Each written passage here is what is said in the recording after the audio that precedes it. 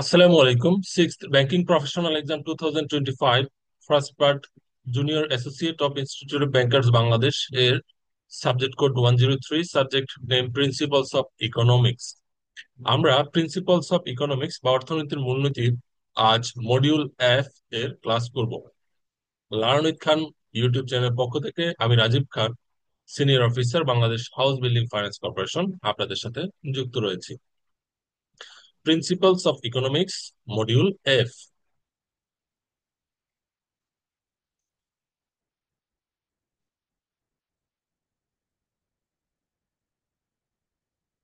Module F এর আহ, নাম হচ্ছে বেসিক ম্যাক্রো ইকোনমিক্স। আপনারা জানেন ইকোনমিক্স কে দুটি পার্টে ভাগ করা হয়। একটি হচ্ছে মাইক্রো ইকোনমিক্স, আরেকটি হচ্ছে ম্যাক্রো ইকোনমিক্স। মাইক্রো ইকোনমিক্স অর্থনীতির ক্ষুদ্র ক্ষুদ্র জিনিসগুলো নিয়ে আলোচনা করে, আর ম্যাক্রো ইকোনমিক্স অর্থনীতির বৃহৎ জিনিসগুলোকে নিয়ে আলোচনা করে। এই অধ্যায়ে আমরা যে বিষয়গুলো জানবো তা হচ্ছে: নাম্বার ওয়ান, এগ্রিগেট ডিমান্ড, যার বাংলা সামগ্রিক চাহিদা। নাম্বার টু, এগ্রিগেট সাপ্লাই, যার বাংলা সামগ্রিক যোগান। Number three, employment, inflation, interest rate, কর্মসংস্থান, মূল্যস্ফীতি এবং সুদের হার। Number four, fiscal policy, monetary policy, supply side policy, রাজস্ব নীতি, মুদ্রানীতি, সরবরাহ ভিত্তিক নীতি। Number five, GDP, GNP, balance of payment, এটা বাংলা GDP, GNP, balance of payment. তাহলে মডিউল এফ বা বেসিক ম্যাক্রো ইকোনমিক্স, এই অধ্যায়ে আমরা শিখব aggregate demand, aggregate supply, employment, inflation, interest rate, fiscal policy, monetary policy, supply side policy, GDP, GNP, balance of payment, সামগ্রিক চাহিদা, সামগ্রিক যোগান, কর্মসংস্থান, মূল্যস্ফীতি, সুদের হার, রাজস্ব নীতি, মুদ্রানীতি, সরবরাহ ভিত্তিক নীতি, GDP, GNP, balance of payment. আমরা একটু দেখে নেই অর্থনীতি কাকে বলে। What is economics? Economics is a social science that deals with the production, distribution and consumption of goods and services. অর্থনীতি একটি সামাজিক বিজ্ঞান যা পণ্য ও সেবার উৎপাদন, বন্টন এবং ভোগ নিয়ে কাজ করে। Economics examines how people choose among the alternative available to them. কিভাবে মানুষ তাদের কাছে থাকা বিভিন্ন বিকল্পের মধ্যে একটি পছন্দ করে, অর্থনীতি তা পরীক্ষা করে। The father of economics is Adam Smith. অর্থনীতির জনক Adam Smith. The father of modern economics is Paul Samuelson. আধুনিক অর্থনীতির জনক পল স্যামুয়েলসন। এগ্রিগেট ডিমান্ড, সামগ্রিক চাহিদা। এগ্রিগেট ডিমান্ড কি জিনিস? Aggregate demand is the amount of total spending on domestic goods and services in a economy. একটা অর্থনীতিতে কতটুকু পণ্য ও সেবা পিছনে ব্যয় হয়, তার যে চাহিদা সেটি হচ্ছে aggregate demand. Aggregate demand is the amount of total spending on domestic goods and services. অর্থাৎ আমাদের দেশীয়, ডোমেস্টিক মিন্স দেশীয়, দেশীয় পণ্য এবং সেবা। ইন অ্যান ইকোনমি, একটি অর্থনীতিতে দেশীয় পণ্য ও সেবার মোট যে ব্যয় হয় তার পরিমাণকে বলা হয় aggregate demand. The aggregate demand curve represents the total consumption, investment, government purchase, and net export at each price level in any period. যে কোনো সময়ে একটি দেশের ভোগ, বিনিয়োগ, সরকারি ক্রয় এবং নেট এক্সপোর্ট কে রিপ্রেজেন্ট করে এগ্রিগেট ডিমান্ড কার্ভ। কনজামশন অর্থ ভোগ, ইনভেস্টমেন্ট অর্থ বিনিয়োগ, গভর্নমেন্ট পার্সেস অর্থ সরকারি ক্রয়, নেট এক্সপোর্ট অর্থাৎ এক্সপোর্ট থেকে ইম্পোর্ট বিয়োগ করার পরে যা থাকে সেটি হচ্ছে net export at each price level in any period. It slopes downward because of the wealth effect on consumption, the interest rate effect on investment, and the international trade effect on net export. Normally আমরা জানি demand curve হচ্ছে downward sloping, আর aggregate demand কার্ভও downward sloping, নিম্নমুখী ঢাল। Aggregate demand কার্ভটা প্রভাবিত হয় interest রেটের কারণে, প্রভাবিত হয় ইনভেস্টমেন্ট, ইন্টারন্যাশনাল ট্রেড ইফেক্টের কারণে প্রভাবিত হয় নেট এক্সপোর্ট, এবং ওয়েলথের কারণে প্রভাবিত হয় consumption. The downward sloping aggregate demand curve shows the relationship between the price level for outputs and the quantity of total spending in the economy. নিম্নমুখী এগ্রিগেট ডিমান্ড কার্ভটা যে নিম্নমুখী ঢাল, এটা একটি সম্পর্ককে রিপ্রেজেন্ট করে। সেটা কি? Price level for output and the quantity of total spending. প্রাইসের সাথে কোয়ান্টিটির নেগেটিভ সম্পর্ক, মানে ডিমান্ডের ক্ষেত্রে নেগেটিভ রিলেশনশিপ। তাহলে এগ্রিগেট ডিমান্ড কি জিনিস? Aggregate demand is the amount of total spending on domestic goods and services in an economy. একটি অর্থনীতিতে দেশীয় পণ্য ও সেবায় মোট যে ব্যয় হয় তার পরিমাণকে এগ্রিগেট ডিমান্ড বলা হয়। এগ্রিগেট ডিমান্ড একটি কান্ট্রির consumption, investment, government purchase, net এক্সপোর্টকে রিপ্রেজেন্ট করে।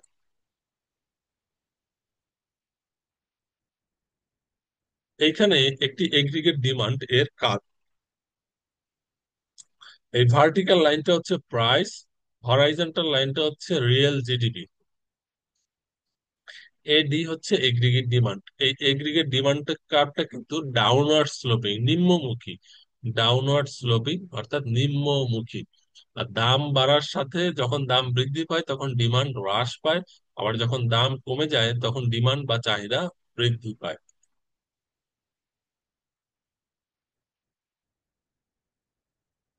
Aggregate supply, principles of economics, module F, basic macro economics. Aggregate supply এর বাংলা সামগ্রিক যোগান। Aggregate supply refers to the total quantity of output, in other words, real GDP, that the firms produce and sell. অর্থাৎ একটি অর্থনীতিতে সর্বোচ্চ মানে কতটুকু output, মানে মোট কি পরিমাণ আউটপুট উৎপাদন হয় তা এগ্রিগেট সাপ্লাই রিপ্রেজেন্ট করে।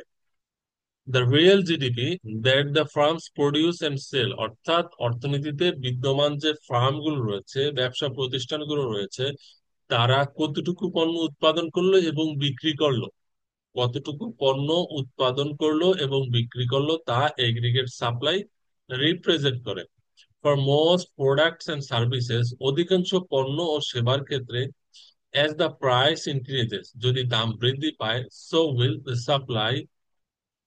This illustrates a positive correlation, মানে আপনার যদি price increases so will the supply, অর্থাৎ দাম বাড়লে সাপ্লাই বা যোগান বাড়বে। আমরা ইকোনমিক্স এর প্রথম দিকের অধ্যায়গুলোতে দেখেছি, বেসিক ম্যাক্রো ইকোনমিক্সে মডিউল বি তে, যে প্রাইস যদি বৃদ্ধি পায় বা দাম বৃদ্ধি পেলে চাহিদা হ্রাস পায়, ডিমান্ড কমে যায়, কারণ মানুষের ক্রয় ক্ষমতা কমে যায়। আবার প্রাইস যদি বৃদ্ধি পায় তাহলে সাপ্লাই বৃদ্ধি পায়। কেন? ব্যবসায়ীরা বেশি দামে বেশি বেশি পণ্য বিক্রয় করতে চায়, যাতে তাদের লাভ বৃদ্ধি পায়। তো প্রাইসের সাথে ডিমান্ডের নেগেটিভ রিলেশন, আর প্রাইসের সাথে সাপ্লাইয়ের পজিটিভ রিলেশন। প্রাইস বাড়লে সাপ্লাই বাড়ে। Short-run aggregate supply curves illustrate supply in near future or over a period in which capital is fixed.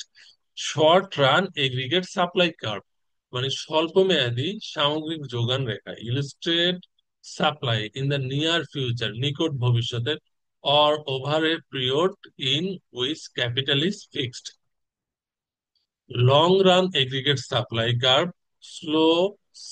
show supply in the long run in which all inputs are variable. Aggregate supply কার্ভটা দুটো মেয়াদে প্রদর্শন করা যায়। একটা হচ্ছে short run aggregate supply curve, আর একটা হচ্ছে long run aggregate supply curve. Aggregate supply is a function of total production within an economy and the price level. এই এগ্রিগেট সাপ্লাই হচ্ছে একটি অর্থনীতিতে মোট কতটুকু পণ্য উৎপাদন হলো। একটা অর্থনীতিতে মোট কতটুকু পণ্য উৎপাদন করা হয় তা এগ্রিগেট সাপ্লাই কার্ভে দেখানো হয়, সামগ্রিক যোগান। তাহলে এগ্রিগেট সাপ্লাই কার্ভ কি জিনিস? Aggregate supply refers to the total quantity of output, in other words real GDP, that the firms produce and sell. For most products and services, as the price increases, so will the supply. This illustrates a positive correlation. এইখানে aggregate supply কার্ভটা দেখানো হয়েছে। স- দেখুন, এই এল আর S, এল আর long run aggregate supply, আর এডি হচ্ছে aggregate demand. এই যে S আর S, এটা হচ্ছে শর্ট রান এগ্রিগেট সাপ্লাই।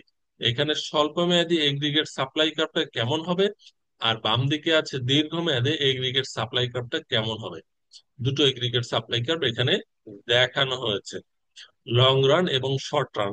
আর এই আনুভূমিক মানে ডাউনওয়ার্ড স্লোপিং যে কার্ভটা আছে, এটা হচ্ছে aggregate demand curve.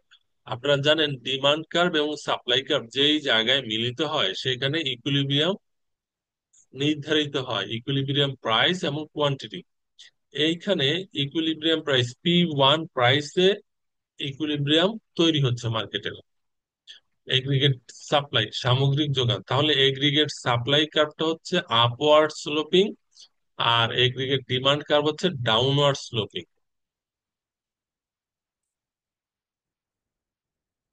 Aggregate demand, supply and interest rate. Viewers, আমরা প্রিন্সিপালস অফ ইকোনমিক্স এর module 1 basic macro economics class করছি।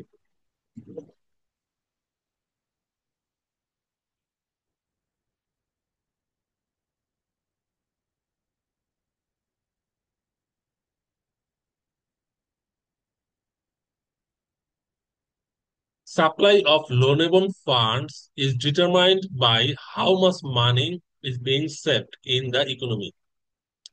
একটা অর্থনীতিতে কতটুকু মানি বা টাকা সঞ্চয় করা হবে তার ভিত্তিতে কিন্তু লোনেবল ফান্ডের সাপ্লাইটা নির্ভর করে।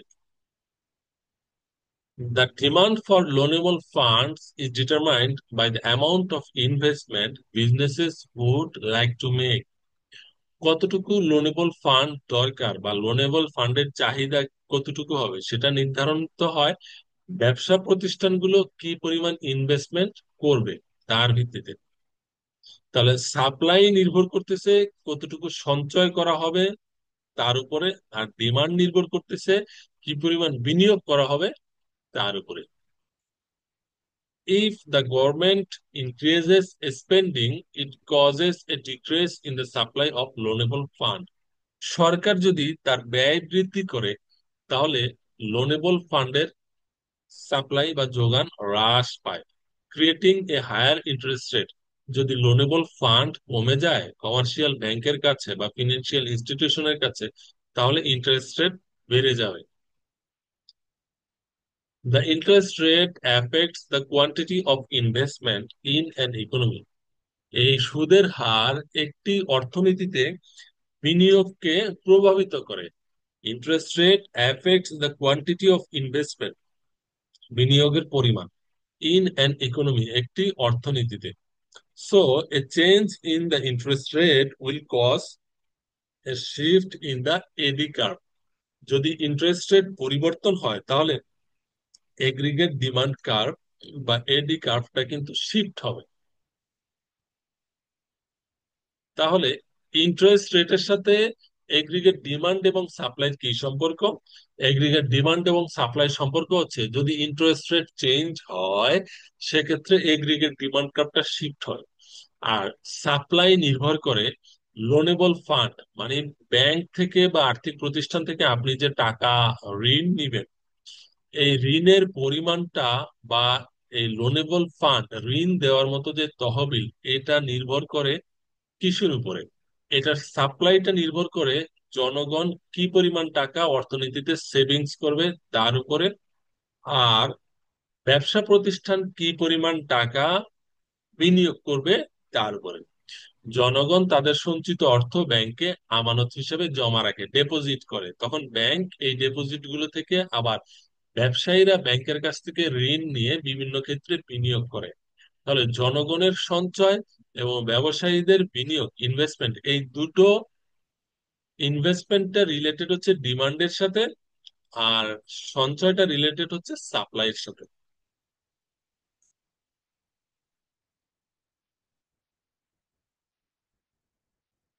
Aggregate demand, supply and business cycle, সামগ্রিক চাহিদা, যোগান এবং ব্যবসায়িক চক্র। When actual output is below the potential output, যদি প্রকৃত উৎপাদন সম্ভাব্য উৎপাদনের চেয়ে কম হয়, aggregate demand or aggregate supply have fallen, causing a fall in employment and output. অর্থাৎ অর্থনীতিতে যতটুকু পণ্য উৎপাদন হওয়ার কথা ছিল, সম্ভাবনা ছিল, পটেনশিয়ালিটি ছিল, তার চেয়ে যদি কম পণ্য উৎপাদিত হয়, তাহলে ইকোনমিতে একটা ফল তৈরি হয়। সেটা এমপ্লয়মেন্টও কমে যায়, আউটপুটও কমে যায়, অর্থাৎ কর্মসংস্থানও হ্রাস পায় এবং মোট উৎপাদনটাও কমে যায়। এতে এগ্রিগেট ডিমান্ডও ফল করে, এগ্রিগেট সাপ্লাইও ফল করে। When a negative output gap exists, the unemployment rate will be higher than the natural rate of unemployment. অর্থাৎ বেকারত্বের একটা প্রাকৃতিক হার রয়েছে বা স্বাভাবিক হার রয়েছে। যদি অর্থনীতিতে উৎপাদন কমে যায়, একটা আউটপুট গ্যাপ তৈরি হয়, সেক্ষেত্রে কিন্তু বেকারত্বের হার বৃদ্ধি পাবে। The unemployment rate will be higher, বেকারত্বের হারটা কি পাবে? বৃদ্ধি পাবে। Natural fluctuations in economic activity over time, অর্থনৈতিক কার্যক্রমের উপরে সময়ের সাথে সাথে যদি প্রাকৃতিক কোনো বিচ্যুতি ঘটে, সেক্ষেত্রেও বিজনেস সাইকেলের উপর তার প্রভাব পড়ে। Expansion in is also called recovery, যদি অর্থনীতিতে কোনো সম্প্রসারণ হয়, এক্সপেনশন হয়, ইকোনমি যদি এক্সপ্যান্ড করে, সেই ক্ষেত্রে আবার আপনার এটা পজিটিভলি দেখা হয়, সেক্ষেত্রে আউটপুট বৃদ্ধি পাবে, এমপ্লয়মেন্ট বৃদ্ধি পাবে, অনেক মানুষ কাজের সুযোগ পাবে, নতুন নতুন কর্মসংস্থান সৃষ্টি হবে। Peaks coincide with an inflationary gap and may bring high inflation. Contraction that last more than 6 months are generally referred to as recession. অর্থনীতিতে একদিকে যেমন ডেভেলপমেন্ট হতে পারে, অর্থনৈতিক উন্নয়ন হতে পারে, আবার অর্থনীতিতে সংকোচনও হতে পারে। যদি কোনো কারণে অর্থনীতিতে সংকুচিত অবস্থা 6 মাসের বেশি স্থায়ী হয়, মানে বিগত 6 মাস বা তার বেশি সময় যাবত অর্থনীতির বিভিন্ন সূচক যদি স্লো ডাউন করতে থাকে, এরকম পরিস্থিতিকে অর্থনৈতিক মন্দা বলা হয়, ইকোনমিক রিসেশন বলা হয়। Contraction that last more than 6 months are generally referred to as recessions. Through coincide with a recessionary gap and bring high unemployment and possibly deflation. এই যে এখানে একটা বিজনেস সাইকেলের গ্রাফ দেখানো হয়েছে।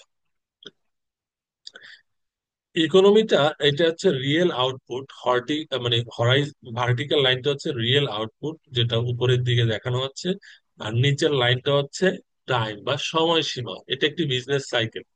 দেখুন, ইকোনমিটা যখন উপরের দিকে যাচ্ছে, এটা কিন্তু একটা এক্সপ্যানশন, হ্যাঁ, মানে সম্প্রসারণ হচ্ছে অর্থনীতি। তারপরে যখন এটা আবার উচ্চতে পৌঁছে গেলে, এটা হচ্ছে পিক। আবার যখন নিচের দিকে যাচ্ছে অর্থনীতি, অর্থনৈতিক প্রবৃদ্ধি যখন নিম্নমুখী হয়ে যাচ্ছে, তখন এটাকে বলা হচ্ছে কন্ট্রাকশন, সংকোচন। আবার একটা সময় অর্থনীতি ঘুরে দাঁড়ায়। এভাবে অর্থনীতি একবার সম্প্রসারণের দিকে যায়, আবার সংকোচনের দিকে যায়, আবার সম্প্রসারণের দিকে যায়। এটা ধারাবাহিকভাবে অর্থনীতিতে চলতে থাকে। এই যে এই চক্রটাকেই বলা হয় বিজনেস সাইকেল বা ব্যবসায়িক চক্র।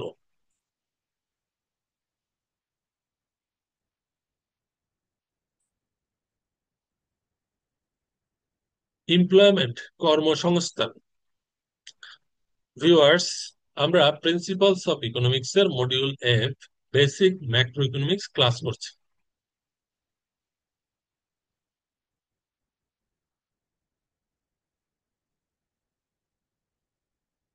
এমপ্লয়মেন্ট, কর্মসংস্থান। অর্থনীতিতে কর্মসংস্থানের প্রয়োজনীয়তা অনেক বেশি, কারণ জনগণ বা দক্ষ জনশক্তি যদি কর্মে নিযুক্ত থাকে, তাহলে তারা পণ্য ও সেবা উৎপাদনে ভূমিকা পালন করতে পারে। কিন্তু যদি কর্মসংস্থানের বাহিরে থাকে, তাহলে অর্থনীতিতে তাদের অবদান রাখার সুযোগ নেই। Employment means the act of being hired or employed by a company or employer. কর্মসংস্থান হচ্ছে কোনো কোম্পানি অথবা কোনো নিয়োগকারী কর্তৃপক্ষ কর্তৃক কাউকে হায়ার করে নিয়ে যাওয়া বা নিয়োগ দেওয়া অথবা কাজে নিযুক্ত রাখা। আর unemployment is a key concern to the policy makers of an economy. একটি অর্থনীতির যারা নীতি নির্ধারক, তাদের কাছে বেকারত্ব, আনএমপ্লয়মেন্ট এর বাংলা হচ্ছে বেকারত্ব, মানে কর্মসংস্থানবিহীন অবস্থা। এই বেকারত্ব একটি মৌলিক উদ্বেগের বিষয়। কে কনসার্ন এই আনএমপ্লয়মেন্টকে অনেক সময় জনগণের বা একটি অর্থনীতির অভিশাপ হিসেবে দেখা হয়। Unemployment is a key concern to the policy makers of an economy. The unemployment rate is the percentage of people in labor force who are not working but are actively looking for work. একটা অর্থনীতিতে যেই জনগণ কোনো কাজের সাথে জড়িত না, কিন্তু তারা কাজ খুঁজতেছে, অর্থাৎ চাকরি খুঁজে বেড়াচ্ছে কিন্তু এখনো কোথাও কোনো চাকরি পায়নি, এই জনগোষ্ঠীকে বলা হয় বেকার জনগোষ্ঠী, আনএমপ্লয়েড পিপল। এই আনএমপ্লয়েড পিপলের সংখ্যাটার যে হার, সেটি হচ্ছে আনএমপ্লয়মেন্ট রেট, অর্থাৎ টোটাল যে লেবার ফোর্স।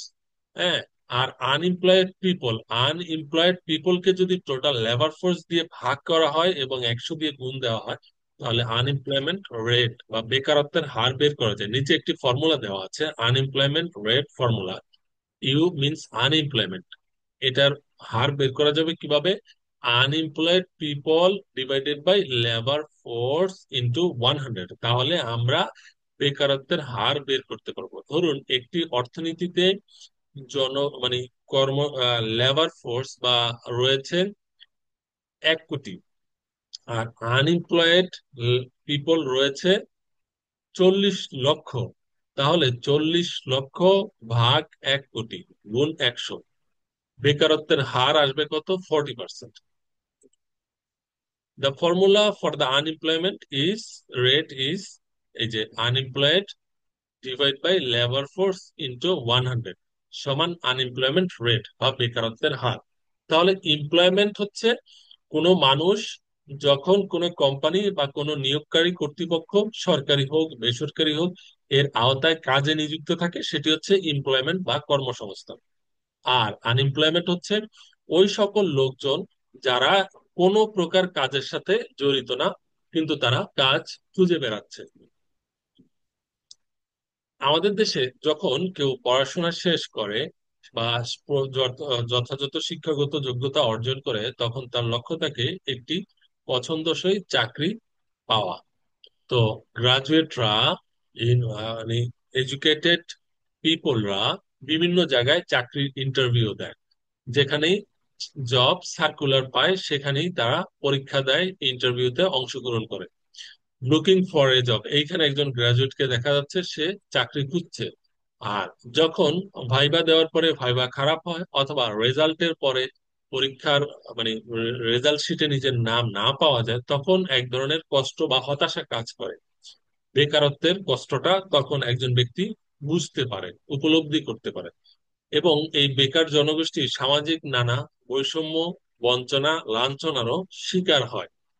তো আনএমপ্লয়মেন্টের প্রকারভেদ রয়েছে কিছু, টাইপস অফ আনএমপ্লয়মেন্ট, বেকারত্বের ধরন। নাম্বার ওয়ান, সিজনাল আনএমপ্লয়মেন্ট, অর্থাৎ মৌসুমী বেকারত্ব যেটা সময়ের সাথে সাথে জড়িত। Number two, frictional unemployment. Number three, structural unemployment, কাঠামোগত বেকারত্ব। নাম্বার ফোর, সাইক্লিক্যাল আনএমপ্লয়মেন্ট, চক্রগত বেকারত্ব। ফাইভ, ফুল এমপ্লয়মেন্ট, অর্থাৎ ফুল এমপ্লয়মেন্ট হচ্ছে যেখানে আর কোনো আনএমপ্লয়মেন্ট নাই, সবাই কর্মে নিযুক্ত। তাহলে টাইপস অফ আনএমপ্লয়মেন্টে আমরা দেখতেছি seasonal unemployment, frictional unemployment, structural unemployment, cyclical unemployment. আমি আবার বলছি, seasonal unemployment, frictional unemployment, structural unemployment, cyclical unemployment. এখানে একটি রিপোর্ট দেখা যাচ্ছে, বিবিসি বাংলার রিপোর্ট। বিবিসি বাংলা নিউজ করেছিল উচ্চ শিক্ষিতদের মধ্যে এত বেশি বেকার কেন। দেখুন, seasonal unemployment, seasonal unemployment occurs when workers lose their jobs due to the time of year। বছরের কিছু সময় যখন কর্মীরা তাদের কাজ হারিয়ে ফেলে তখন সিজনাল আনএমপ্লয়মেন্ট তৈরি হয়। যেমন lifeguards getting laid off in the winter and temporary store retail clerks getting laid off after holiday shopping season are two example. Seasonal unemployment is a natural part of a healthy economy.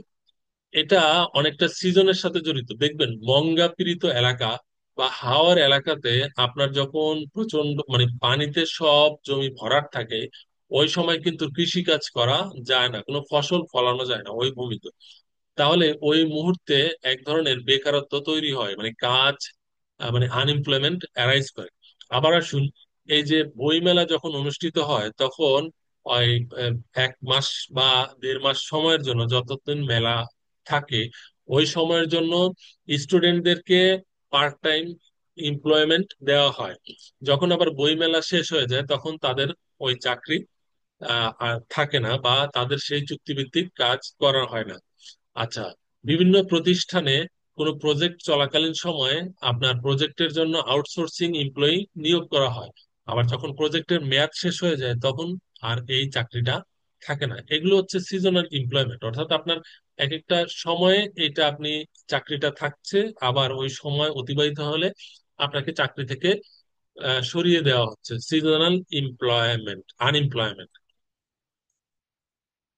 Frictional unemployment. This type of unemployment is characterized by movement between jobs. এই frictional আনএমপ্লয়মেন্টটা হচ্ছে এক চাকরি থেকে আরেক চাকরিতে আপনি যখন switch করবেন, মাঝখানে যে চাকরিটা ছেড়ে যাচ্ছেন সেটাকে কিন্তু একটা আনএমপ্লয়মেন্ট অ্যারাইজ করে। When a college graduate is looking for her past job, college থেকে পাশ করা বা একটা বিশ্ববিদ্যালয়ে পাশ করা গ্রাজুয়েট যখন তার প্রথম চাকরি খুঁজে বেড়াচ্ছে, ফার্স্ট জব, এ cook quits his restaurant job. একটা ভালো অভিজ্ঞ রাঁধুনি যে থাকে, সে কুক, সে তার রেস্টুরেন্টের চাকরিটা ওই সময় ছেড়ে চলে যাচ্ছে। অথবা এ ব্রিক ম্যাসন, একটি রাজমিস্ত্রি, is fired from construction company, তার যে নির্মাণ কোম্পানি আছে সেখান থেকে তাকে বরখাস্ত করা হচ্ছে। All three of this people are now frictionally unemployment. এই তিনজন ব্যক্তি কিন্তু বর্তমানে বেকার। ধরুন আপনি আহ একটা ফ্যাক্টরিতে নির্মাণ কাজ চলছে, সেখানে আপনি একজন মিস্ত্রি। তো কর্তৃপক্ষ আপনাকে আপনার কাছ থেকে সরিয়ে দিলে তা আপনি তো বেকার হয়ে গেলেন। আবার আপনি একটা রেস্টুরেন্টের একজন কুক ছিলেন, তো সেই চাকরি আপনার চলে গিয়েছে, আপনি নতুন করে আবার চাকরি খুঁজছেন, তাহলে আপনিও আনএমপ্লয়েড বা বেকার হয়ে গেলেন। আর বিশ্ববিদ্যালয় থেকে পাশ করা একজন গ্রাজুয়েট তার ফার্স্ট চাকরি বা ফার্স্ট জব খুঁজে বেড়াচ্ছে, বিভিন্ন জায়গায় চাকরির জন্য ইন্টারভিউ দিচ্ছে, পরীক্ষা দিচ্ছে, তাহলে সেও আনএমপ্লয়েড। এই আনএমপ্লয়মেন্টের যে অংশটা এটাকে বলা হয় ফ্রিকশনাল আনএমপ্লয়মেন্ট। এটাও একটি অর্থনীতির অংশ। এইখানে দুটো রিপোর্ট দেখা যাচ্ছে, একটি হচ্ছে সময় টিভির একটি প্রতিবেদন যে উচ্চ শিক্ষা শেষে বেকারত্ব এ কেমন অভিশাপ। আবার দ্য ডেইলি স্টার আমাদের দেশের একটি পত্রিকা, তার একটি রিপোর্ট দেখাচ্ছে Bangladesh had 9 lakh unemployment unemployed graduates in 2024। 2024 সালে বাংলাদেশে 9 লাখ শিক্ষিত বেকার রয়েছে, গ্রাজুয়েট রয়েছে, যারা কোনো কাজে যুক্ত হতে পারেনি। স্ট্রাকচারাল আনএমপ্লয়মেন্ট, কাঠামোগত বেকারত্ব। This type of unemployment is most often characterised by mismatch, meaning the skills unemployed workers have do not match the skills needed for the jobs available. মাঝে মাঝে দেখবেন কিছু কিছু প্রতিষ্ঠান যখন নিয়োগ বিজ্ঞপ্তি দেয়, তারা ওই নিয়োগ বিজ্ঞপ্তিতে অ্যাপ্লাই করার জন্য কিছু যোগ্যতা দিয়ে দেয়। ওই যোগ্যতা ফিল আপ যদি না করে, ওই স্কিল যদি আপনার কাছে না থাকে, তাহলে আপনি ওই চাকরির জন্য অ্যাপ্লাই করতে পারবেন না। ধরুন ইউনিলিভার বাংলাদেশ, তারা এই এমপ্লয়ি নিয়োগ দিবে, ফিনান্সিয়াল এক্সিকিউটিভ নিয়োগ দিবে, যার স্যালারি হচ্ছে মোর দেন 1 লাখ টাকা।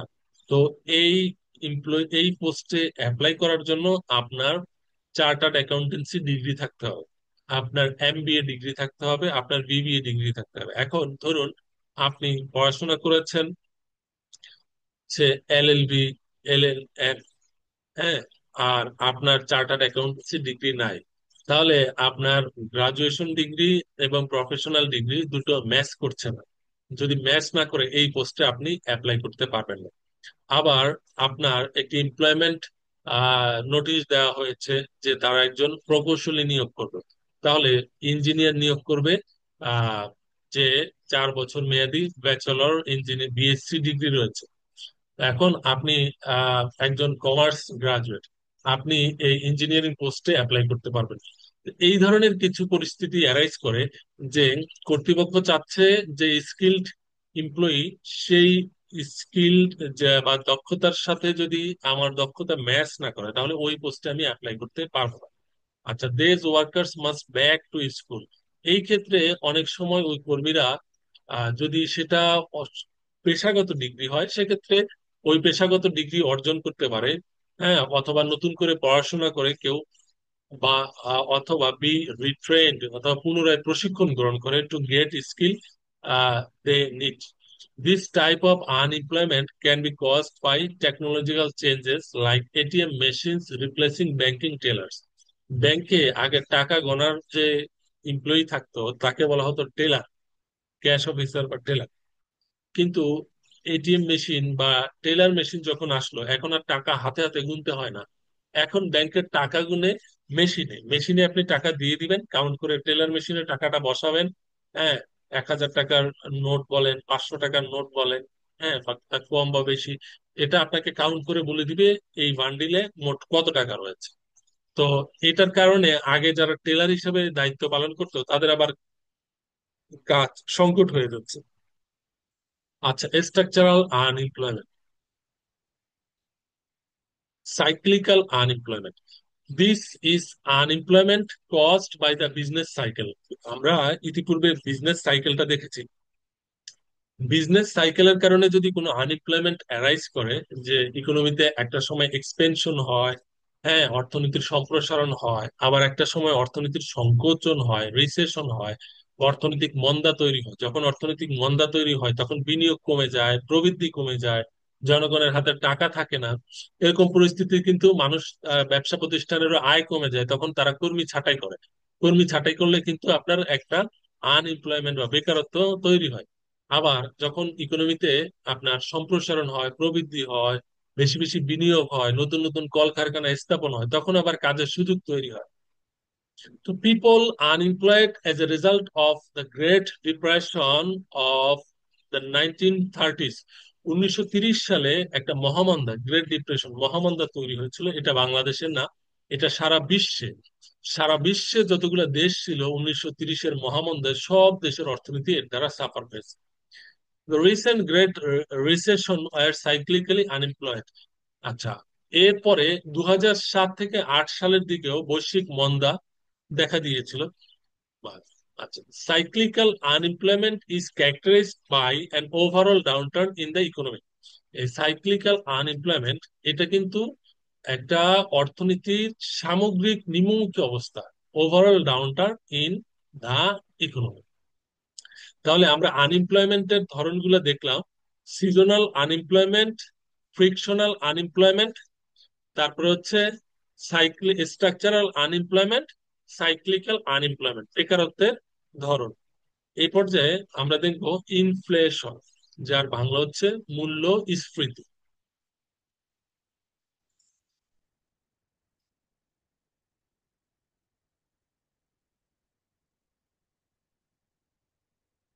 এই ছবিটা দেখলে বুঝবেন। দেখুন, এইখানে একজন ব্যক্তি সুপার শপ থেকে শপিং করছে। তো শপিং করার ক্ষেত্রে এই চিত্রটা একটা ঊর্ধ্বমুখী চিত্র, মানে দাম বৃদ্ধির একটি পরিস্থিতি দেখানো হচ্ছে এই ছবির মাধ্যমে।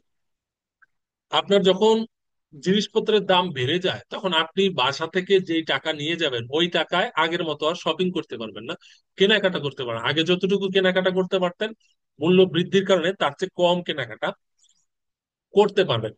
এই যে একটি সমস্যা অর্থনীতিতে, এটি মূলত ইনফ্লেশন। এইখানে আরো একটা ছবি আছে, দেখুন এইখানে এক কাপ কফি দেখা যাচ্ছে। আর এটা একটা দাঁড়িপাল্লা বা স্কেল, এইখানে টাকা বা কয়েন দেখা যাচ্ছে। অর্থাৎ আপনি ভ্যালু অফ মানি, এই এখানে এইদিকে হচ্ছে নিচে প্রাইস দেখা যাচ্ছে, আর এইদিকে ভ্যালু অফ মানি। প্রাইস ধীরে ধীরে বাড়ছে, ঊর্ধ্বমুখী, দাম বাড়ছে। আর ভ্যালু অফ মানি, টাকার মূল্য কমছে। অর্থাৎ এক কাপ কফি আপনি আগে 100 টাকায় খেতে পারতেন, এখন এক কাপ কফির মূল্য হয়েছে 500 টাকা। তাহলে আপনার টাকার মূল্য কি বেড়েছে না কমেছে? টাকার মূল্য কমে গিয়েছে, কিন্তু পণ্যের মূল্য বৃদ্ধি পেয়েছে।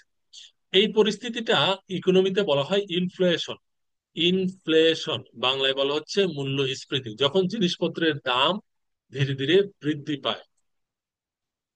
Inflation generally means increase in the general level of price, যখন পণ্য ও সেবার যে সাধারণ দাম সেটা যখন বৃদ্ধি পায়, এই পরিস্থিতিকে বলা হয় ইনফ্লেশন, মূল্যস্ফীতি। It refer to growth of the money supply. এটা হচ্ছে মানি সাপ্লাই যে গ্রোথ, সেটাকে রেফার করে। ইন দ্য 1930s, 1930 সালে, it began to be associated with rising prices which were attributed to growing money supply.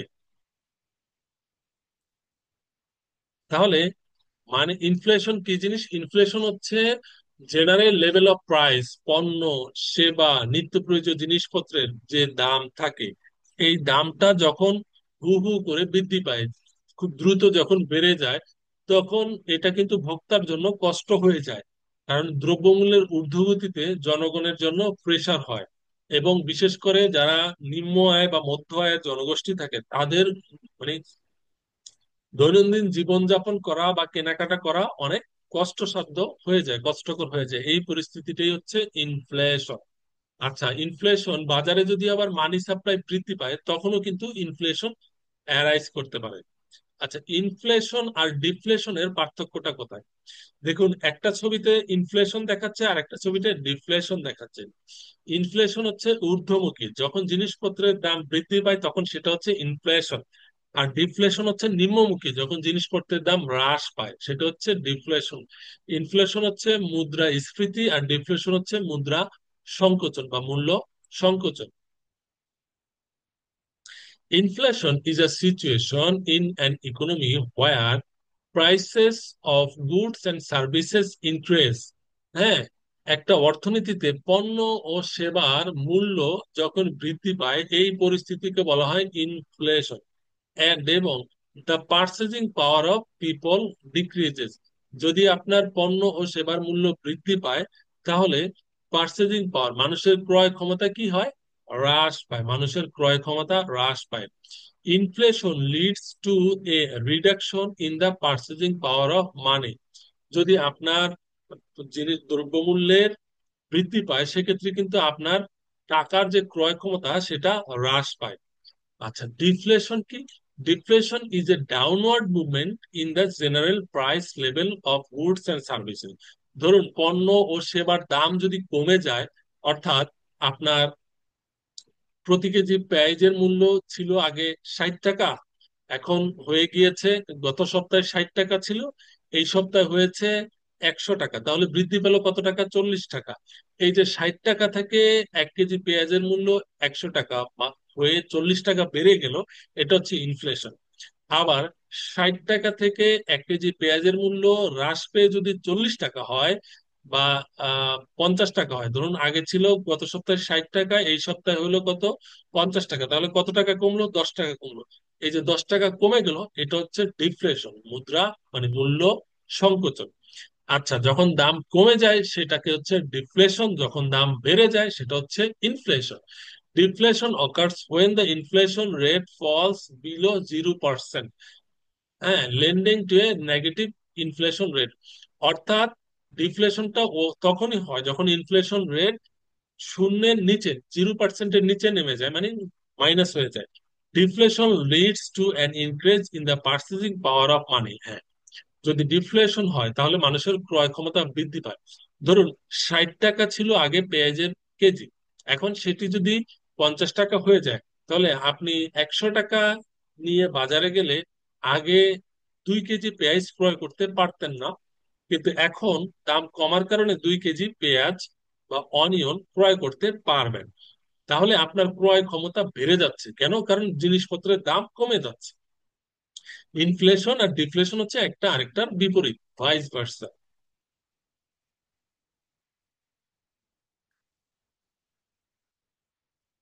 Consumer price, producer price, GDP, ডিফলেটর।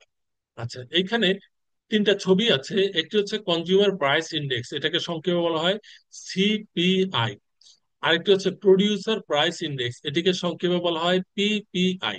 আরেকটা হচ্ছে GDP, ডিফলেটর formula. আচ্ছা, consumer price, consumer মানে কি? ভোক্তা। ভোক্তারা বাজার থেকে মানে নিত্য প্রয়োজনীয় জিনিস ক্রয় করে, যেমন এখানে একটি শপিং ব্যাগ দেখা যাচ্ছে, ব্যাগের ভিতরে বিভিন্ন সবজি সহ আরো অন্যান্য পণ্য দেখা যাচ্ছে, যেটা একজন ভোক্তা ক্রয় করছে। আর প্রডিউসার প্রাইস, প্রডিউসার কি করে? পণ্য উৎপাদন করে, এখানে তার ফ্যাক্টরি দেখা যাচ্ছে, এই ফ্যাক্টরিতে অনেক পণ্য উৎপাদন করা হয়। জিডিপি ডিফলেটর হচ্ছে নমিনাল জিডিপি কে রিয়েল জিডিপি দিয়ে ভাগ দিয়ে সেটিকে 100 দিয়ে গুণ দিলে যে রেজাল্ট পাওয়া যায় তাকে বলা হয় জিডিপি ডিফলেটর। আচ্ছা, number one, the most common measure of inflation is the percentage change in the headline consumer price index CPI, which captures the cost of living of the average consumer. The CPI includes domestically produced and imported consumer goods.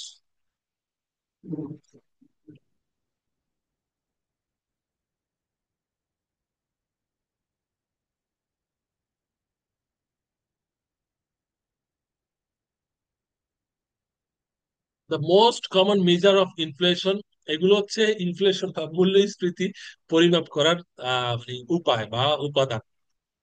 The most common measure of inflation is the percentage change in the headline consumer price index CPI. ধরুন consumer price index দেখেও কিন্তু আমরা inflation বুঝতে পারি। অর্থাৎ জিনিসপত্রের দাম, নিত্য প্রয়োজনীয় জিনিসপত্রের দাম যদি ধীরে ধীরে বৃদ্ধি পায় তাহলে ইনফ্লেশন হচ্ছে, এটা বোঝা যায়।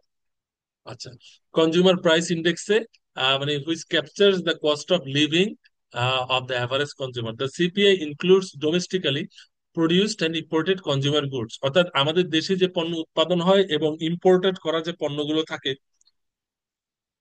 সেগুলো থেকে কনজিউমার প্রাইস ইন্ডেক্স ক্যালকুলেট করা হয়। Producer price index PPI in contrast reflects the prices charged by domestic producer of goods and services.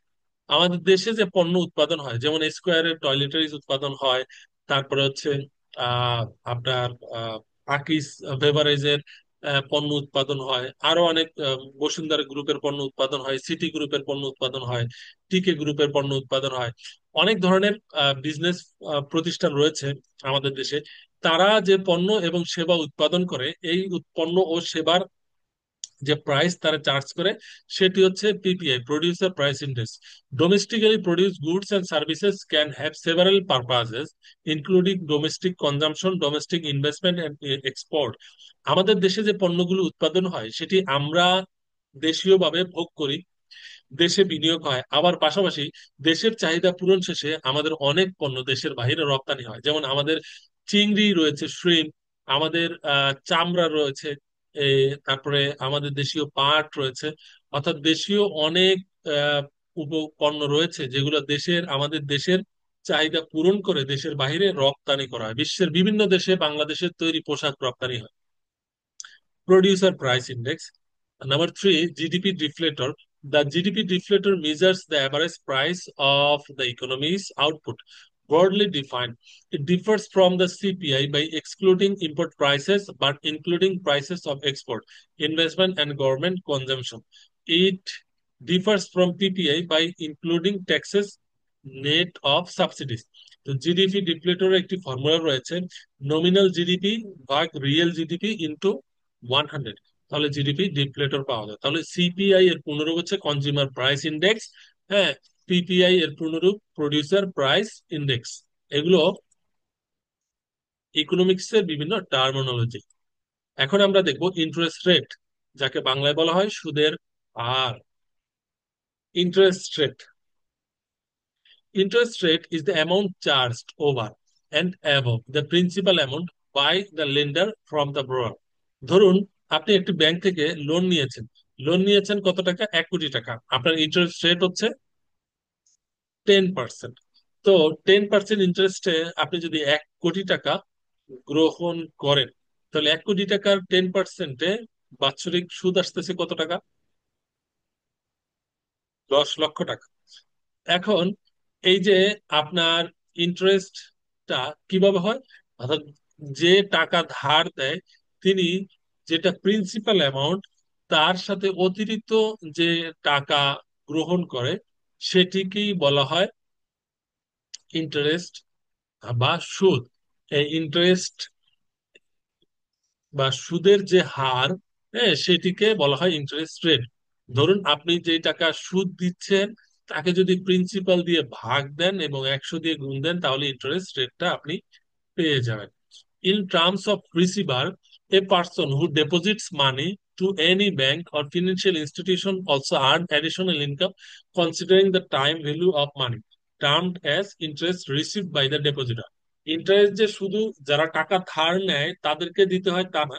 আপনি যদি ব্যাংকে টাকা জমা রাখেন, ধরুন সেভিংস অ্যাকাউন্ট আছে আপনার, ডিপিএস আছে অথবা এফডিআর আছে, আপনি ব্যাংকে টাকা জমা রাখলে যতটুকু সময়ের জন্য টাকা জমা রাখলেন তার উপরে ব্যাংক আপনাকে সুদ দিবে বা ইন্টারেস্ট দিবে, হ্যাঁ, ইন্টারেস্ট প্রদান করবে। সেটি হচ্ছে ডেপোজিটরের কনসার্ন। যখন আপনি ব্যাংকে টাকা জমা রাখবেন তাহলে আপনি ব্যাংক থেকে সুদ পাবেন, সেটা আপনার আয়। আবার আপনি যদি ব্যাংক থেকে ঋণ গ্রহণ করেন তাহলে আপনাকে সুদ দিতে হবে, সেটা হচ্ছে আপনার ব্যয়। তাহলে ইন্টারেস্ট দুই ভাবে চার্জ হয়, একটা হচ্ছে যে লোন নিবে সে ইন্টারেস্ট প্রদান করে, আর যে ডিপোজিট করে সে ইন্টারেস্ট গ্রহণ করে। ব্যাংক দুই ধরনের ইন্টারেস্ট ডিল করে। Interest is essentially a charge to the borrowers for the use of an asset. আপনি একটা সম্পদ ব্যবহার করছেন, হ্যাঁ, সেটার একটা চার্জ হচ্ছে ইন্টারেস্ট। বিকজ অফ দিস, এর কারণে an interest rate can be thought as the cost of money. হ্যাঁ, higher interest rates makes borrowing the same amount of money expensive. এই ইন্টারেস্টকে কস্ট অফ মানি বলা হয়। আপনি একজন ব্যবসায়ী, আপনার একটি বিজনেস ফার্ম রয়েছে, এখন আপনি ব্যবসা পরিচালনার জন্য, হ্যাঁ, একটি ব্যাংক থেকে ঋণ নিয়েছেন। তো সুদের হার যদি আগে ছিল ইন্টারেস্ট রেট, লোনের ইন্টারেস্ট রেট 12%, বর্তমানে সেটি করা হয়েছে 13%। এই যে 1% বেড়ে গেল, তাহলে আপনাকে বেশি টাকা সুদ দিতে হবে। তো আপনার কস্ট অফ ফান্ড বা কস্ট অফ মানি কি হয়ে যাচ্ছে? বেড়ে যাচ্ছে। এই কারণে এই ইন্টারেস্ট রেটকে কিন্তু কস্ট অফ মানিও বলা হয়। তাহলে কেউ যখন কোনো প্রিন্সিপাল ব্যাংকে ব্যাংক থেকে গ্রহণ করে, লোন গ্রহণ করলে তাকে সুদ প্রদান করতে হবে। আর ব্যাংকে যদি টাকা জমা রাখে তাহলে ব্যাংক থেকে সে সুদ পাবে। ইন্টারেস্ট রেট, এই যে এইখানে একটি ছবি দেখা যাচ্ছে, ব্যাংক আর প্রিন্সিপাল। ব্যাংক যদি কাউকে টাকা ধার দেয়, ঋণ দেয়, তার বিপরীতে মানে প্রিন্সিপাল জমা দিল, সে আবার সেই প্রিন্সিপাল কাউকে কি করলো? ঋণ হিসাবে দিয়ে দিল, লোন হিসাবে দিয়ে দিল, বিনিময়ে ওই ব্যক্তি আবার ব্যাংকে ইন্টারেস্ট প্রদান করলো। Determinants of interest rate. আচ্ছা, one, with the high interest rate the cost of debt rises. যদি সুদের হার বেড়ে যায় তাহলে আপনার কস্ট অফ ডেট বা কস্ট অফ ফান্ডও বেড়ে যায়। when the cost of debt is high, যখন cost of debt high হয়, it discourages people from growing and slows consumer demand। হ্যাঁ, যদি আপনার ইন্টারেস্ট রেট অনেক বেড়ে যায় তখন কিন্তু লোকজন ব্যাংক থেকে ঋণ নিতে চায় না। কেন? কারণ হচ্ছে বেশি সুদ দিতে হবে এই ভয়ে। এতে হবে কি, এতে কিন্তু কনজিউমার ডিমান্ডটাও হ্রাস পায়। আচ্ছা, also interest rates tend to rise with inflation. মূল্যস্ফীতি যখন হয় ওই পরিস্থিতিতেও কিন্তু ইন্টারেস্ট রেট বৃদ্ধি পায়। টু কমব্যাট ইনফ্লেশন, মূল্যস্ফীতিকে নিয়ন্ত্রণ করার জন্য ব্যাংকস মে সেট হায়ার রিজার্ভ রিকোয়ারমেন্ট। হ্যাঁ, তখন আবার কেন্দ্রীয় ব্যাংক বেশি বেশি রিজার্ভ রিকোয়ারমেন্ট নির্ধারণ করে দেয়। The stock market suffers since investors would rather take advantage of higher rate from savings than invest in a stock market with lower returns। যখন আবার ইন্টারেস্ট রেট বেড়ে যায় তখন জনগণ শেয়ার মার্কেটে বিনিয়োগ করে না। কারণ শেয়ার মার্কেটের যে আয়, এই আয়টা অনিশ্চিত। আপনার মানে এখান থেকে আয় হতেও পারে, নাও হতে পারে, এমনকি অনেক বড় ধরনের লসও হতে পারে যদি শেয়ারের মূল্য ধস করে বা শেয়ারের মূল্য অনেক বেশি কমে যায়, হ্রাস পায়, শেয়ার মার্কেট কোলাপস করে, ধস নেমে আসে শেয়ার বাজারে। তো এটা একটা ঝুঁকিপূর্ণ বিনিয়োগ। এই কারণে যখন সুদের হার বেড়ে যায় তখন কিন্তু মানুষ শেয়ার মার্কেটে ইনভেস্ট না করে ব্যাংকে টাকা জমা রাখে। কেন? ব্যাংক বেশি সুদ দিবে তাই। আচ্ছা, businesses also have limited access to capital funding through debt, which lead to economic contraction। হ্যাঁ, সুদের হার যদি বেড়ে যায় তাহলে কিন্তু আবার ব্যবসা প্রতিষ্ঠানও বেশি একটা ঋণ নিতে পারে না, কারণ বেশি বেশি সুদ দিতে হয়। হ্যাঁ, যদি ঋণ কম নেয় তাহলে বিনিয়োগ কমে যায়, ব্যবসা প্রতিষ্ঠান সংকোচন হয়, তার আয় কমে যায়, এবং এটা সামগ্রিকভাবে একটা অর্থনীতির উপর বিরূপ প্রভাব পড়ে, অর্থনীতির মন্দা অবস্থা তৈরি হয়ে যায়। Nominal versus real interest rate. Interest rate দুই ধরনের, একটা নমিনাল ইন্টারেস্ট রেট, একটা real interest rate. Nominal interest রেটের ভিতরে ইনফ্লেশন বা মূল্যস্ফীতি থাকে, আর অর্থাৎ ইনফ্লেশন আর রিয়েল ইন্টারেস্ট রেট এই দুইটা মিলে হয় নমিনাল ইন্টারেস্ট রেট। ধরুন, নমিনাল ইন্টারেস্ট রেট হচ্ছে 8%, ইনফ্লেশন হচ্ছে 5%, তাহলে রিয়েল ইন্টারেস্ট রেট কত হবে? 8% থেকে 5% বিয়োগ দিলে থাকে কত? 3%। নমিনাল ইন্টারেস্ট রেট থেকে ইনফ্লেশন বিয়োগ করলে যা থাকে সেটা হচ্ছে রিয়েল ইন্টারেস্ট রেট। আচ্ছা, তাহলে রিয়েল ইন্টারেস্ট রেটটা থাকে ছোট, নমিনাল ইন্টারেস্ট রেটটা থাকে বড়। রিয়েল ইন্টারেস্ট রেটটা ছোট থাকে, নমিনাল ইন্টারেস্ট রেটটা বড় থাকে। আমরা দেখবো এবার ম্যাক্রো ইকোনমিক পলিসিস। এই অর্থনীতিতে দুটা পলিসি রয়েছে, একটা ফিসক্যাল পলিসি আর একটা মনিটারি পলিসি। ফিসক্যাল পলিসি অর্থ মন্ত্রণালয় থেকে পরিচালনা করা হয়, মনিটারি পলিসি বাংলাদেশ ব্যাংক থেকে পরিচালনা করা। এই পলিসি দুটো আবার দুই ভাবে করা যায়, একটা এক্সপেনশনারি পলিসি আর একটা কন্ট্রাকশনারি পলিসি। এক্সপেনশনারি পলিসি হচ্ছে সম্প্রসারিত নীতিমালা, আর কন্ট্রাকশনারি পলিসি হচ্ছে সংকোচনমূলক নীতিমালা। যদি আপনি চান আগামী অর্থ বছর আপনার অর্থনীতিটাকে সংকোচনের দিকে নিয়ে যাবেন তাহলে আপনাকে কন্ট্রাকশনারি মনিটারি পলিসি গ্রহণ করতে হবে। আর যদি চান আগামী অর্থ বছর অর্থনীতিকে আপনি সম্প্রসারণ করবেন তাহলে আপনাকে আহ এক্সপেনশনারি মনিটারি পলিসি গ্রহণ করতে হবে।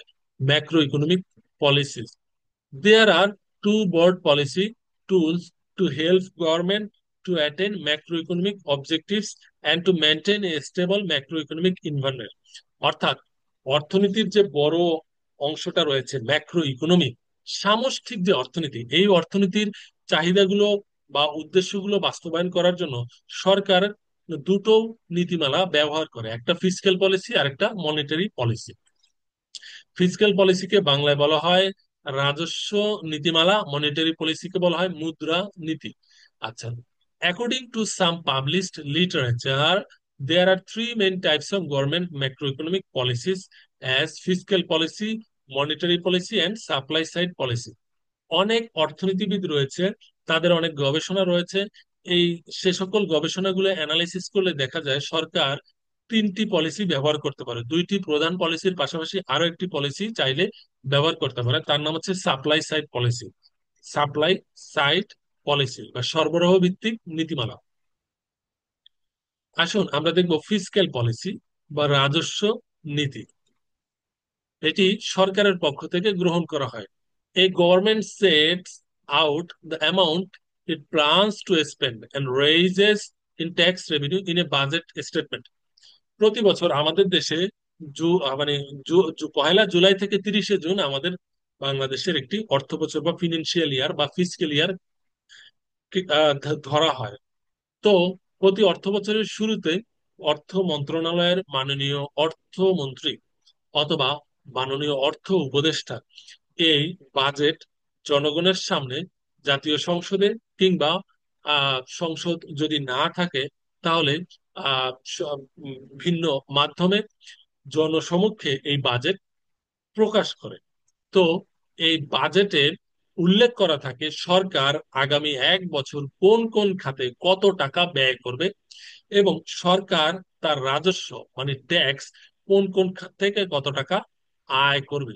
অর্থাৎ সরকারের আয় এবং ব্যয় উল্লেখ করে যে একটা বাৎসরিক বিবৃতি দেওয়া হয় বার্ষিক বছরের অর্থ বছরের শুরুতে, সেটি হচ্ছে বাজেট। এই বাজেটটি দেয় সরকারের পক্ষ থেকে অর্থ মন্ত্রণালয়, এর নির্বাহী। আচ্ছা, এখন এই ফিসক্যাল পলিসি কি কি জিনিস কি ইনফ্লুয়েন্স করে? Fiscal policy refers to the government use of taxation and spending to influence the condition of economy. অর্থাৎ জনগণ যে কর প্রদান করে, যেমন income tax, corporate tax, holding tax, value added tax বা ভ্যাট, প্রপার্টি ট্যাক্স, বিভিন্ন ধরনের কর রয়েছে। এই কর যখন জনগণ আপনার মানে সরকারকে প্রদান করে, তাহলে এটা সরকারের জন্য একটা আয়। এই করের টাকা সরকার রাস্তা করবে, বিল্ডিং করবে, হাসপাতাল করবে, স্কুল করবে, শিক্ষা খাতে ব্যয় করবে, সামরিক খাতে ব্যয় করবে, যোগাযোগের খাতে ব্যয় করবে। আরো অনেক সরকারের বিভিন্ন ব্যয়ের খাত রয়েছে, অবকাঠামোগত উন্নয়ন করবে। এই যে কার্যক্রমগুলো গভর্নমেন্ট করে এবং কৃষি খাতে ভর্তুকি দিবে, এই বিষয়গুলো সরকার তার করের যে আয়টা থাকে সেটা ব্যয় করে। তাহলে ফিসক্যাল পলিসি সরকারের ব্যয় এবং সরকারের আয়, গভর্নমেন্ট স্পেন্ডিং এবং গভর্নমেন্ট ট্যাক্সেশন, এই বিষয়গুলো নিয়ে কাজ করে। A budget deficit is when the government's expenditure is higher than its revenue. একটা বাজেট তিন ভাবে হতে পারে, একটা হচ্ছে ডেফিসিট বাজেট, আর একটা সারপ্লাস বাজেট, আর একটা হচ্ছে balanced budget.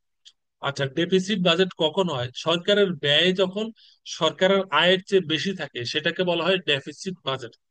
In this case, the government will have to borrow to finance some of its expenditure. এসব ক্ষেত্রে সরকারকে কি করতে হয়? টাকা ধার নিতে হয়। সরকার অনেক সময় বাংলাদেশ ব্যাংকের কাছ থেকে বা সেন্ট্রাল ব্যাংকের কাছ থেকে ঋণ নেয়। সরকার কখনো দেশের বাহিরে মানে বৈদেশিক যে সংস্থা রয়েছে, যেমন IMF, ইন্টারন্যাশনাল মনিটারি ফান্ড, তারপরে রয়েছে ওয়ার্ল্ড ব্যাংক, তারপরে আছে ইসলামিক ডেভেলপমেন্ট ব্যাংক, তারপরে হচ্ছে জাপান মানে জাইকা জাইকা, জাপান ভিত্তিক সংগঠন। মানে দেশের বাহিরের বা আন্তর্জাতিক মানসম্পন্ন অনেক প্রতিষ্ঠান থেকেও সরকার চাইলে ঋণ নিতে পারে। তো সরকারের যখন ব্যয় মানে মিটানোর প্রয়োজন হয়, তখন সরকার দেশের ভিতর থেকে কিংবা দেশের বাহির থেকে ঋণ গ্রহণ করতে পারে, করে তার চাহিদা মানে এক্সপেন্ডিচারটা ফুলফিল করে। In contrast, A budget surplus occurs when government revenue is greater than the government expenditure. বাজেটের সারপ্লাসটা কখন হয়? যখন সরকারের ব্যয় টা সরকারের আয়ের চেয়ে কম হয়। অর্থাৎ আপনার ইনকাম অনেক বেশি হয়েছে কিন্তু ওই পরিমাণ এক্সপেন্ডিচার হয় নাই, এটাকে বলা হয় সারপ্লাস বাজেট। টাকা বেশি আছে, উদ্বৃত্ত আছে। আর ব্যালেন্স বাজেটটা কি? Balanced budget which occurs less frequently, এটা খুব কম সময় হয়, is when government expenditure and revenue are equal. যখন সরকারের আয় এবং ব্যয় দুটো সমান হয় সেটাকেই বলা হয় ব্যালেন্স বাজেট। তাহলে বাজেট তিন ভাবে হয়, একটা হচ্ছে সারপ্লাস বাজেট, আরেকটা ডেফিসিট বাজেট, আরেকটা হচ্ছে ব্যালেন্স বাজেট। যখন সরকারের টাকায় ঘাটতি পড়ে যায় সেটা হচ্ছে ডেফিসিট বাজেট। যখন সরকারের কাছে টাকা বেশি থাকে সব ব্যয় প্রদান করার পরে সেটা সারপ্লাস বাজেট। আর যখন আয় আর ব্যয় সরকারের দুটোই সমান হয়ে যায় সেটা হচ্ছে ব্যালেন্সড বাজেট। আচ্ছা, ফিসক্যাল পলিসি দুভাবে নেওয়া যায়, একটা এক্সপেনশনারি ফিসক্যাল পলিসি আর একটা হচ্ছে কন্ট্রাকশনারি ফিসক্যাল পলিসি। দেখুন নিচে ছবি দেখা যাচ্ছে, এক্সপেনশনারি পলিসিটা হচ্ছে ধীরে ধীরে উপরের দিকে যাবে, আর কন্ট্রাকশনারি পলিসিটা হচ্ছে ধীরে ধীরে নিচের দিকে যাবে। হলুদ হলুদ রঙেরটা হচ্ছে কন্ট্রাকশনারি, আর নীল রঙেরটা হচ্ছে এক্সপেনশনারি। আচ্ছা, fiscal policy aims to increase aggregate demand and shift the aggregate demand curve outwards by reducing taxes and raising government spending. আচ্ছা, fiscal policy aims to increase aggregate demand, eh, and shift aggregate demand curve towards by reducing taxes and raising government spending. Expansionary পলিসিটা হচ্ছে এইরকম, যদি আপনার এখানে aggregate demand বৃদ্ধি পাবে, aggregate ডিমান্ডটা বৃদ্ধি পাবে, তখন সরকারের ব্যয়ও বৃদ্ধি পাবে। এই ক্ষেত্রে সরকার কি করে, ট্যাক্সের হারটা কমিয়ে দেয়। Individual and households have more income at their disposal to spend on goods and service. তখন মানুষের কাছে ট্যাক্সের হার যখন গভর্নমেন্ট কমিয়ে দেয়, তখন মানুষের হাতে কিন্তু বেশি বেশি টাকা থাকে, এবং সে বেশি পণ্য ও সেবা ক্রয় করতে পারে। অর্থনীতির তখন সম্প্রসারণ হয়, এক্সপেনশন হয়। আচ্ছা, this increases production and creates new job opportunities. এতে হবে কি, উৎপাদন বেড়ে যাবে এবং নতুন নতুন কাজের সুযোগ সৃষ্টি হবে। The increase government spending will also boost economic activities which require workers to be hired, contributing to lower employment level. আচ্ছা, এতে যদি অর্থনীতির সম্প্রসারণ হয়, নতুন নতুন চাকরি তৈরি হবে, নতুন প্রতিষ্ঠান হবে, কলকারখানা হবে, বিনিয়োগ বাড়বে এবং মানুষের কর্মসংস্থান হবে। কন্ট্রাকশনারি ফিসক্যাল পলিসি হচ্ছে এর বিপরীত। Fiscal policy tries to reduce aggregate demand and shift the aggregate demand, AD মানে aggregate demand curve, inwards by increasing taxes and decreasing public spending. Contractionary fiscal পলিসিটা হচ্ছে এরকম একটা পরিস্থিতি, যেখানে আপনার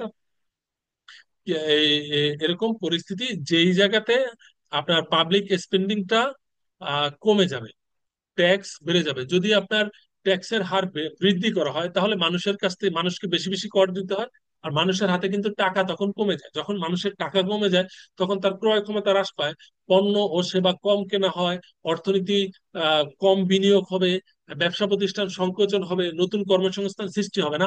এটা হচ্ছে কন্ট্রাকশনারি ফিসক্যাল পলিসি, সংকোচনমূলক। আর এক্সপেনশনারি হচ্ছে সম্প্রসারণমূলক। By increasing taxes, the government can reduce the budget deficit, fight inflation, and resolve other balance of payment issues.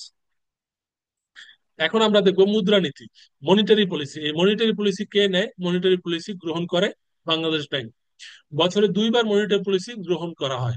Bangladesh bank এই মনিটারি পলিসিটা মানে প্রণয়ন করে এবং এটা রেগুলেট করে। আচ্ছা, আর ফিসক্যাল পলিসি প্রণয়ন ও রেগুলেট কে করে? অর্থ মন্ত্রণালয়। আচ্ছা, যে কোনো দেশের সেন্ট্রাল ব্যাংক এই মনিটারি পলিসি নিয়ে কাজ করে। মনিটারি পলিসি বা মুদ্রানীতি, monetary policy is the policy of the monetary authority. Monetary অথরিটিকে সেন্ট্রাল ব্যাংক। আমাদের দেশের সেন্ট্রাল ব্যাংকের নাম কি? বাংলাদেশ ব্যাংক। ভারতের সেন্ট্রাল ব্যাংকের নাম কি? Reserve bank of India.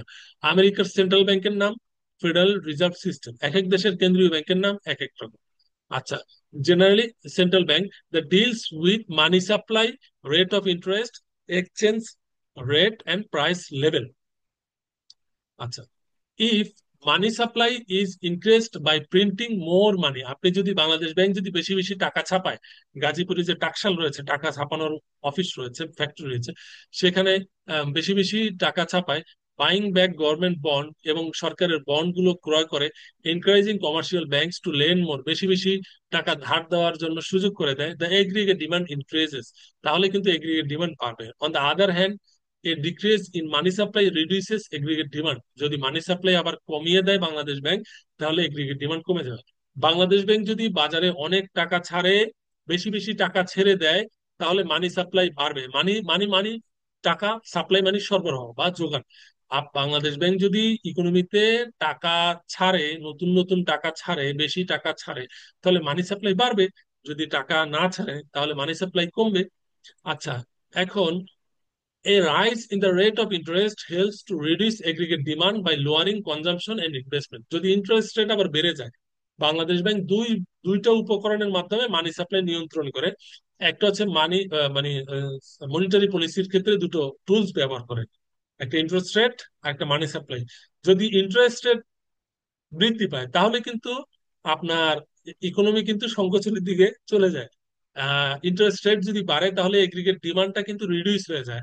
R aggregate demand reduce হলে কনজাম্পশনও কমে যায়, অর্থনীতিতে ইনভেস্টমেন্টও কমে যায়। On the other hand, A decrease in interest rate, যদি সুদের হার কমিয়ে দেওয়া হয় তাহলে এটা ঠিক উল্টোটা হয়।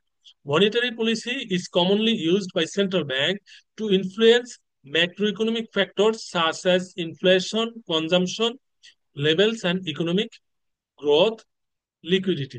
অর্থাৎ মূল্যস্ফীতি, ভোগ, অর্থনৈতিক প্রবৃদ্ধি এবং তারল্য, এই বিষয়গুলো মনিটারি পলিসি অ্যাড্রেস করতে পারে। সিমিলার টু ফিসক্যাল পলিসি, এই ফিসক্যাল পলিসি বা রাজস্ব নীতির মতো মনিটারি পলিসিও দুই ধরনের, একটা হচ্ছে এক্সপেনশনারি পলিসি আর একটা কন্ট্রাকশনারি পলিসি। এক্সপেনশনারি মানে সম্প্রসারণমূলক মনিটারি পলিসি, আর কন্ট্রাকশনারি হচ্ছে সংকোচনমূলক মনিটারি পলিসি। দেখেন এখানে ছবি দেখা যাচ্ছে, এক্সপেনশনারি ছবিটা হচ্ছে ঊর্ধ্বমুখী, মানে অর্থনীতি দিন দিন সম্প্রসারণ হবে, আর কন্ট্রাকশনারি পলিসি হচ্ছে নিম্নমুখী, অর্থনীতি ধীরে ধীরে সংকোচন হবে। Expansionary monetary policy aims to boost economic activities by lowering interest rates or increasing the money supply. যদি ইন্টারেস্ট রেট কমিয়ে দেওয়া হয় তাও অর্থনীতিটা সম্প্রসারণ হয়ে যাবে, আবার মানি সাপ্লাই যদি বৃদ্ধি করা হয় তাও অর্থনীতির সম্প্রসারণ হবে। When the interest rates decrease, যখন হ্রাস পায়, the cost of borrowing money is lower. হ্যাঁ, সুদের হার কমে গেলে মানুষ বেশি টাকা ঋণ নিতে পারে এবং বেশি টাকা ব্যবসায় বিনিয়োগ করতে পারে, এর ফলে প্রোডাকশনও বাড়ে, ইকোনমিক গ্রোথও বৃদ্ধি পায়। Contractionary monetary policy tries to reduce inflation and reduce the size of budget deficit by increasing interest rate. আপনি যদি সুদের হার বৃদ্ধি করে দেয় বাংলাদেশ ব্যাংক, তাহলে কিন্তু মার্কেটে বিনিয়োগ কমে যাবে, কারণ ব্যাংক বা বিজনেস যারা করে, যারা তারা ব্যাংক থেকে ঋণ কম নিবে, কারণ সুদ বেশি দিতে হচ্ছে তাই। আর ঋণ যদি কম নেয় তাদের বিনিয়োগ কমে যাবে, উৎপাদন কমে যাবে, এর ফলে একটা ইকোনমি সংকোচনের দিকে ধাবিত হবে। জিডিপি এবং জিএনপি, জিডিপি এর পূর্ণরূপ হচ্ছে গ্রোস ডোমেস্টিক প্রোডাক্ট। এটা কি করে? Measures a nation's economic output based on country's geographical border including production by both its citizens and non citizens.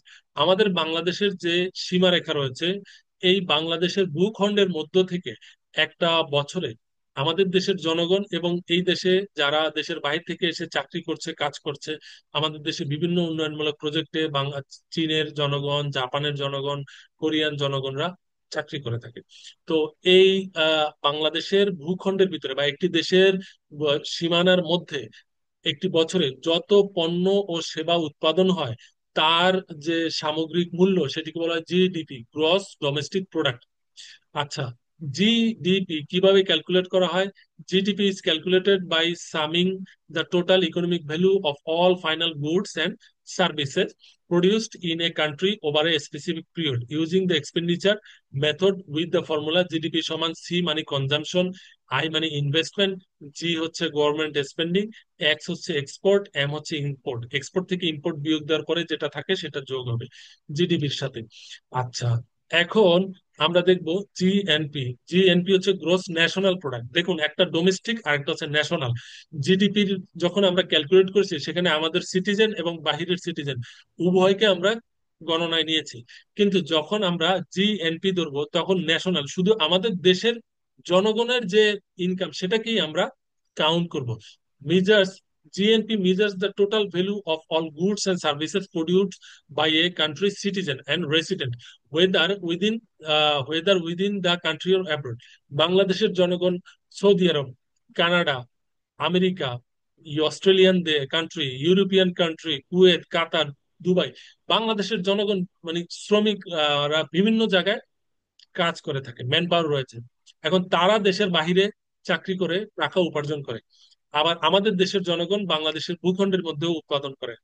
GNP হচ্ছে শুধুমাত্র বাংলাদেশিরা, অর্থাৎ একটি দেশের জনগণ, তারা দেশের ভিতরে হোক বা দেশের বাহিরে হোক, এক বছরে যত পণ্য উৎপাদন বা যত সেবা উৎপাদন করতে পারলো তার মোট যে মূল্য, সেটা জিএনপি। তাহলে জিএনপি শুধু একটি দেশের জনগণের যে উৎপাদন সেটিকে মূল্যায়ন করে, আর জিডিপি হচ্ছে একটি দেশের সীমানার মধ্যে যে উৎপাদন হয় সেটিকে মূল্যায়ন করা হয়, জিডিপি আর জিএনপি। আচ্ছা, জিডিপি থেকে যখন আপনি net factor of income from abroad এটা অ্যাডজাস্ট করে নিবেন, তাহলে আপনি জিএনপি পেয়ে যাবেন। ব্যালেন্স অফ পেমেন্ট, এটা হচ্ছে এক্সপোর্ট ইম্পোর্টের সাথে জড়িত একটি টার্ম। ব্যালেন্স অফ পেমেন্ট এটা কি? The balance of payment reflects the transaction only between resident of the reporting country and foreigners, অর্থাৎ একটি দেশের জনগণের সাথে বিদেশে অবস্থানরত অর্থাৎ বিদেশিদের সাথে ফরেনারদের সাথে যে ট্রানজাকশন হয় এটার যে ব্যালেন্স, এটি হচ্ছে balance of payment. The balance of payment, BOP বলা হয় সংক্ষেপে, is a statistical statement that records all economic transactions between a country's resident and the rest of the world over a specific period like a year। আচ্ছা, এক বছরে কতটুকু transaction হলো, দেশের export import হলো, সেটা এখানে কনসিডার করা হয়। এই ব্যালেন্স অফ পেমেন্টের তিনটা অ্যাকাউন্ট রয়েছে। নাম্বার ওয়ান, কারেন্ট অ্যাকাউন্ট, যেটা goods and service income transfer নিয়ে কাজ করে। Capital account. আচ্ছা, নাম্বার থ্রি হচ্ছে ফিনান্সিয়াল অ্যাকাউন্ট, যেটি ফিনান্সিয়াল অ্যাসেট এবং লায়াবিলিটি নিয়ে কাজ করে। তাহলে ব্যালেন্স অফ পেমেন্টের কয়টা পার্ট রয়েছে? তিনটা, current account, capital account, financial account. আচ্ছা ভিউয়ার্স, আমরা লার্ন উইথ খান ইউটিউব চ্যানেলের পক্ষ থেকে প্রিন্সিপালস অফ ইকোনমিক্স এর module A, module B, module D এর ক্লাস আপনাদের ইতিপূর্বে সরবরাহ করেছি। মডিউল এ ছিল ইকোনমিক্স ইন্ট্রোডাকশন, মডিউল বি ছিল basics of macro economics, module D ছিল মার্কেট স্ট্রাকচার। আজ আমরা module F, basic macro economics এর ক্লাস আপনাদের সরবরাহ করেছি। তো আমাদের সাথে যুক্ত থাকার জন্য ধন্যবাদ। আপনারা লার্ন উইথ ক্যান ইউটিউব চ্যানেলে ব্যাংকিং প্রফেশনাল এক্সাম পরীক্ষা বা ব্যাংকিং ডিপ্লোমা পরীক্ষার প্রস্তুতি নিতে পারবেন, নিয়মিত ভিডিও টিউটোরিয়াল দেখতে পারবেন। আপনারা আমাদের ইউটিউব চ্যানেলটি সাবস্ক্রাইব করবেন। ক্লাস কেমন লাগলো কমেন্ট করে জানাবেন। আমি Rajib Khan, senior officer, Bangladesh house building finance corporation, learn with Khan YouTube চ্যানেলের পক্ষ থেকে আপনাদের কাছ থেকে বিদায় নিচ্ছি। সকলের সুস্থতা কামনা করে আল্লাহ হাফেজ।